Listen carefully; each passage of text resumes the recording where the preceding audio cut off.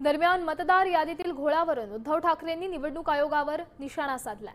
एकेका घरात 40-50 मतदार घुसवणं ही निवडणूक आयोगाची भुताटकी असून निवडणूक आयोग कुणाची नोकरी करताय हे हळूहळू समोर येत आहे, अशी टीका ठाकरेंनी केली।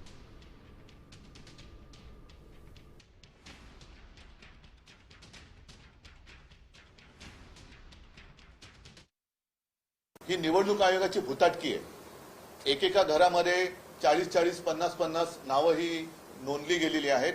तर मी मतदारांना आवाहन म्हणजे विनंती करतोय की आपल्याला न दिसणारी, आपल्या परवानगीशिवाय न राहणारी, आपल्या परवानगीशिवाय राहणारी आपल्या घरामध्ये कोणी माणसं आहेत का, ही निवडणूक आयोगांची भूतं उभी केलेली आहेत की आपल्या घरात राहत तर नाहीत ना, याची सुद्धा खात्री करायला पाहिजे। आम्ही निवडणुका घेऊ नका असं म्हणत नाही, पण निवडणुका घेताना सदोष मतदार यादीवरती ही निवडणूक होता कामा नये। ही निवडणूक आयोगाची करप्ट प्रॅक्टिस आहे। जसं आम्हाला ते सांगतात करप्ट प्रॅक्टिस, तसं निवडणूक आयोगाची करप्ट प्रॅक्टिस आहे आणि ते कोणाची नोकरी करतायत हे आता हळूहळू उघड होत चाललेलं आहे।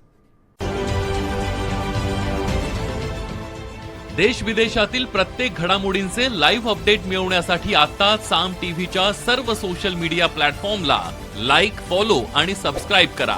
तसंच सर्व नोटिफिकेशनसाठी बेल आयकॉन प्रेस करायला विसरू नका।